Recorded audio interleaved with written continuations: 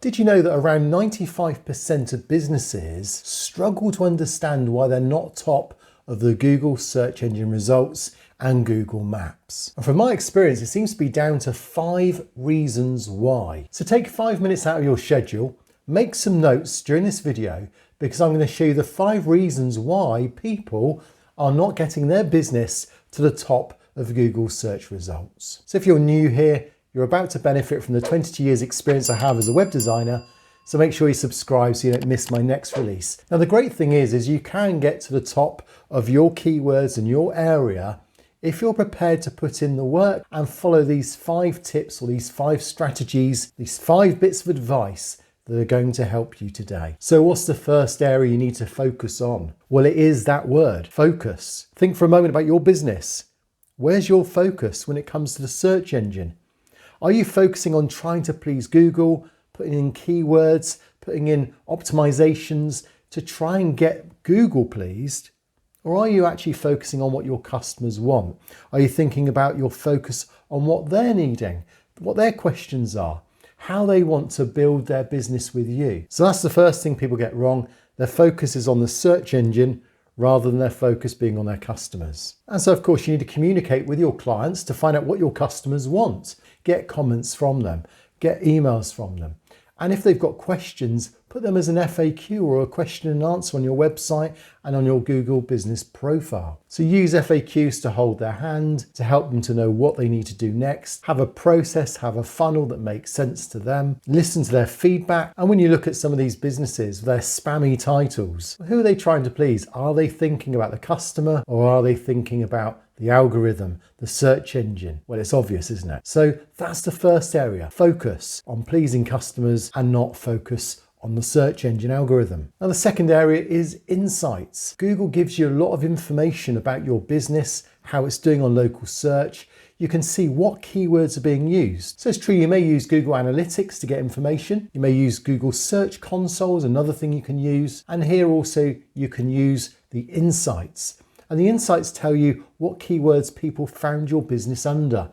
So when they went to Google Maps or when they went to Google search engine and your business was shown in the results, here it shows the very keywords they used. Now it could be that if you take those top keywords that are bringing in traffic and you now mention them in a post, you mention them on a blog on your website, Google now will then not just notice that you solidify those keywords, but you might find that they jump from second or third place up to first place. Why? Because Google recognizes that you've now become the authority for that keyword. But how would you know what keywords your customers are using if you never go to insights in the first place? So do keep regularly checking your insights, find out what's working, what keywords are being used, what photographs are bringing in traffic. And once you've done that, you'll then be able to respond and make even better blogs, posts, and also appeal to your customers using the language they're using in their search term. Now, the third area that people don't apply to their business is consistency. And consistency can take time. We've in the past mentioned the importance of NAP, N-A-P, name, address, phone number. But you can add to that website, social media, branding, images.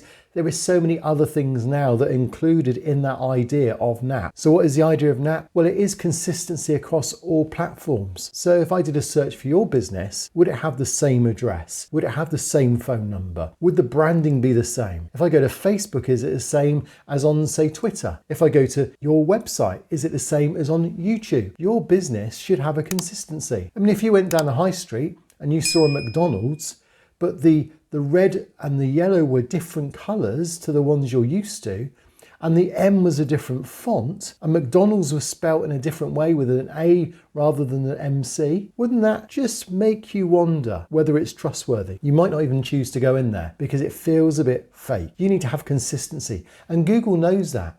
So Google's algorithm will know that if your business is spelled differently, if your address is different, if your phone numbers are different, those inconsistencies are the reason why you're not number one. So just go through the whole of your citations, your indexes, your social media, and make sure that there's a consistency there. And that requires maintenance too. So don't do it once, but go back again and again. And you'll notice there'll be changes from time to time. Probably the easiest area is completion. Now, up until recently, there used to be an 85% issue with the logo, you probably had that. That's now been cleared up. That's no longer an issue. So you should find you can have 100% completion on your profile. How do you know you've got that? Well, if you go into the back end, you still get this idea of a plan that Google's got. This is now beginning to change, but also you can see here, if you go to the front page of the search results for your business, then you'll see boxes of things you need to complete. So in previous videos, I've shown you how I've completed these. You need to make sure it shows there it's complete, but also just think about your business on the whole. Have you got all your hours complete? Just go through the whole process of your services, your questions, your reviews. Are they answered? Are you getting the optimum level of completion for your business in Google Business Profile? If not, then make the changes. Now, the fifth area is to improve. And this is the ongoing bit. This is the bit where you need to perhaps put a bit more time in. Each week, is there a way in which you can improve your business? Is there a way you can update the photos, better posts, buy an offer that really gets people to start picking up the phone? Try and get an idea of what the competition's doing currently. Now, there's a great tool, GMB Everywhere, which I've used many times in these videos, and I'll put a link down below. And there you'll get an idea as to how you can find out a bit more information about what your competitors are doing. So what you could do is you could go to Google Maps, you could put in there your business or the type of business you are, and if you're not coming up number one, then look at who is coming up number one and see how often do they post? How often do they get reviews? What type of reviews and volume do they get? What type of rankings do they get? With their posts, what type of keywords are they using? Are there keywords there that are getting them ranked higher because they have an authority that you haven't been using? All these things give more and more evidence as to the types of things that you could do.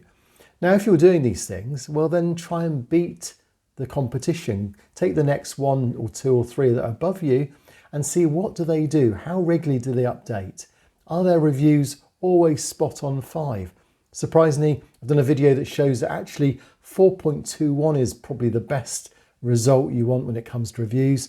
So if you've got a 5.0, that can actually be worse than a 4.21. So look at the competition, see what they're doing well, set yourself some goals, and then try and exceed that each single week. Google knows what these reviews are, that it knows the keywords that are used, and it kind of has an intelligence through the algorithm to know whether something's being forced or whether it's fake. So just go for a nice regular, consistent, every time you get a client or a customer, ask them to do a review. And that then is improving on what the competition is doing, and in time Google will gradually see those signals and will put you ahead of your competition. Now, there is one other thing to consider as a bonus really, and that is you might be doing all these things and you've been doing it for some time, and maybe you are getting to number one and doing really well, and now you've just got this huge drop, a massive drop in inquiries, in sales, in people finding your business on Google Maps. Well, you know, there's a good reason for that, and it's not your fault.